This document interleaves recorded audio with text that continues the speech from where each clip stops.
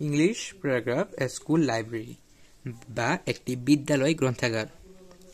A school library is a collection of books on different subjects. অর্থাৎ একটি library হচ্ছে একটি বইয়ের অর্থাৎ একাধিক বইয়ের সমষ্টি। A school library is a collection of books for the students and teachers of a school. অর্থাৎ একটি বিদ্যালয় গ্রন্থাগার হচ্ছে শিক্ষার্থী এবং ছাত্র-ছাত্রী এবং শিক্ষকদের জন্য বইয়ের সমষ্টি। A school library is an important part of a school. অর্থাৎ একটি বিদ্যালয় গ্রন্থাগার একটি বিদ্যালয়ের গুরুত্বপূর্ণ অংশ। ইম্পর্টেন্ট মানে হচ্ছে গুরুত্বপূর্ণ। It is generally located in the school campus. অর্থাৎ এটি সাধারণত স্কুলের ক্যাম্পাসের মধ্যেই অবস্থিত। লোকেশনের সাথে আমরা সবাই পরিচিত বানান। এখন এই লোকেশন বানান থেকে আসছে লোকেটেড মানে হচ্ছে অবস্থিত। Books are beautifully arranged in almirahs and bookshelves. অর্থাৎ বইগুলো খুব সুন্দরভাবে আলমারি এবং বই রাখার থাকে গোছানো থাকে। অ্যারেঞ্জ মানে হচ্ছে গোছানো বা সুন্দরভাবে রাখা এবং আলমিরা আমরা আলমারি বলে বাংলাতে অনেকে আলমারি এখানে ইংলিশে আলমিরা উচ্চারণ হবে এবং বুক শেলফ মানে হচ্ছে বই রাখার স্থান। 2 or 3 rooms can be used as a reading room. অর্থাৎ 2 অথবা 3টি কক্ষ পড়ার কক্ষ হিসাবে ব্যবহৃত হয়। There is also an office room.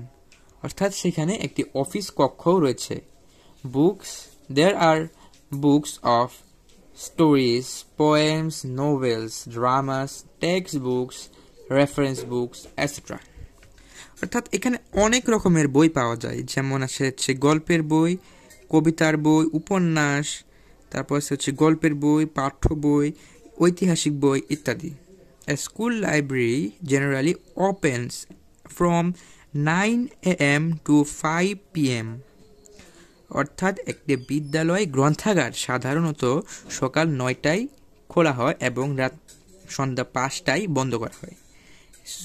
The students can read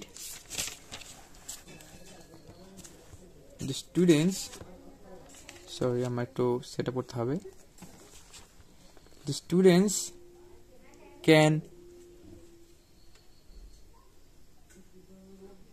students can read books in it. অর্থাৎ শিক্ষার্থীরা এটার মধ্যে বই পড়তে পারে। They can borrow books also. অর্থাৎ তারা এখান থেকে বই ধারও নিতে পারে। borrow হচ্ছে ধার নেওয়া, কোনো কিছু ধার নেওয়াকে borrow বলা হয়। borrow একটা সিনোনিম হচ্ছে lend. A school library is indeed a storehouse of knowledge. অর্থাৎ বস্তুত একটি বিদ্যালয় গ্রন্থাগার হচ্ছে একটি জ্ঞানের ভান্ডার বা একটি জ্ঞান কক্ষ। এবং নিচে কিছু ওয়ার্ড মিনিং দেওয়া আছে, যেমন কালেকশন মানে হচ্ছে সংগ্রহ বা সমষ্টি, ডিফারেন্ট মানে হচ্ছে বিভিন্ন, এবং ইম্পর্টেন্ট মানে হচ্ছে গুরুত্বপূর্ণ। জেনারেলি সাধারণত, লোকেটেড অবস্থিত, অ্যারেঞ্জ অর্থাৎ আয়োজন করা, বোরো ধার করা, স্টোর হাউস ভান্ডার, ইনডিড বটে বা বস্তুত, নলেজ হচ্ছে জ্ঞান। স্টোর হাউসটা এখানে বলে নাই। স্টোর হাউস মানে হচ্ছে আমরা অনেকে গুদাম চিনি, গুদামের বাংলা হচ্ছে গুদাম এবং গুদামের ইংলিশটা হচ্ছে স্টোর হাউস।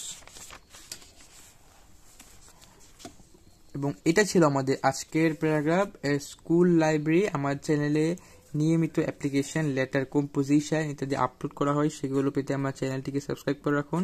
তো আজকে ছিল এই পর্যন্তই প্যারাগ্রাফ এ স্কুল লাইব্রেরি।